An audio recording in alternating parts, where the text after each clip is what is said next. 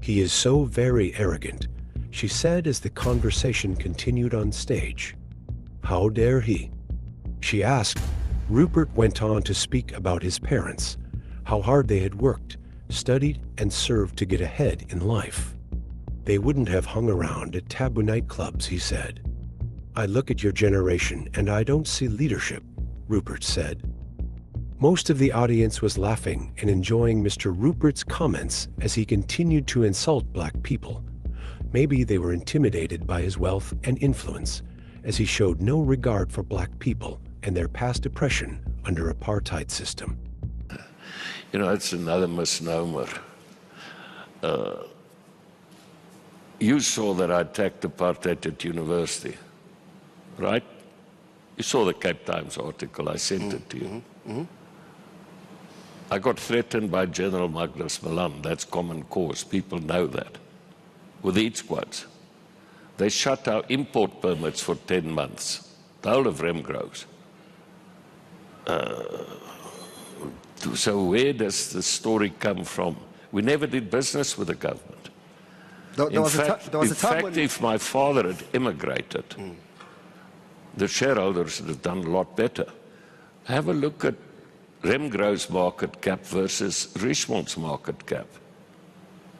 And we were boycotted overseas because of South Africa. So the choice is leave or stay. And then, and this is what really you talk about all the companies we've invested in. We could have taken the money out of the company, bought boats, whatever, but we did a series of partnerships. So the late Eric Malobi came to me, Kagiso. One by one, people came and we did partnerships with them. We didn't interfere in the management. And as for First Rand and Rand Merchant Bank, it was not started by Remgro or by my father. I started it. We paid 177,000 Rand for 277,000 Rand for a banking license. And we competed against Volksgas. And we were tiny. As for Rembrandt, it was tiny in comparison to Philip Morris and to BAT. We're always the tiniest.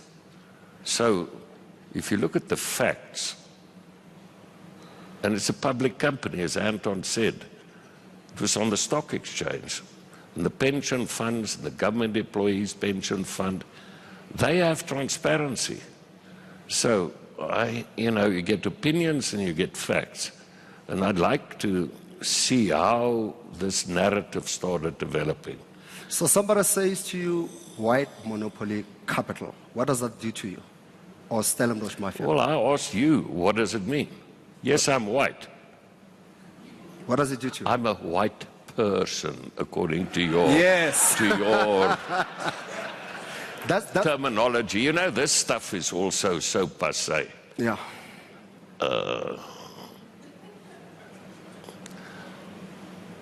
Hopefully our children's generation will get over this. Granted, then the economic disparities must be wiped out. I agree. Yeah, and we'll get there.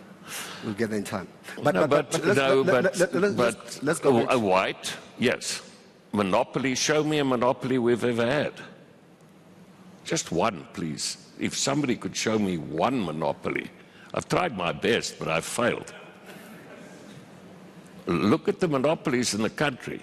Monopolies are called SAA, Inroots, Eskom. Have a look at monopolies, and then they call me a monopolist. So you're saying the state is the monopoly, not.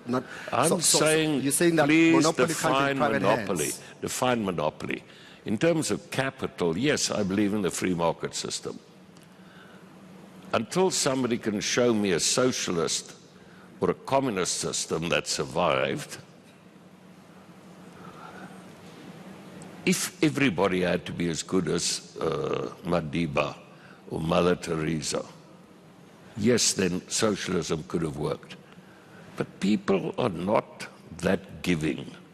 people are not that nice. People act in their self-interest. And therefore, I've not seen it work.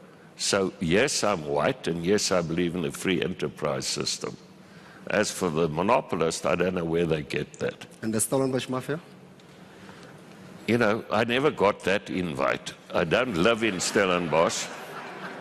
And if you had to know Stellenbosch, you had to know how the animosity that was in Stellenbosch.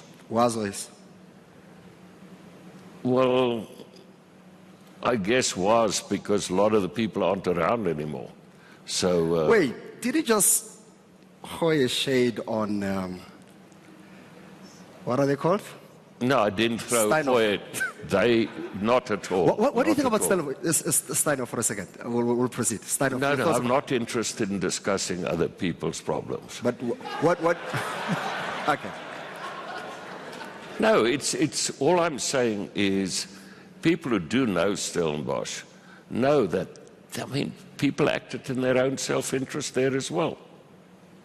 And remember, I was born in Stellenbosch, but after being in New York and here in Johannesburg, I chose to go and live in Somerset West.